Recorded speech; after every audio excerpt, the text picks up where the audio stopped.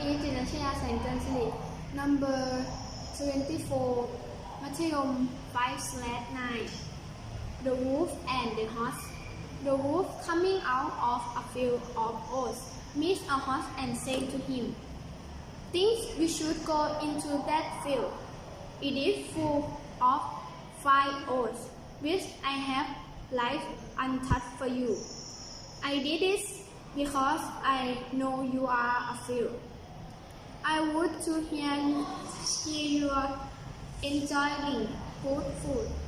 The horse replied, "If oats has been the food of wolf, you would never have induced your ears at the cost of your beauty."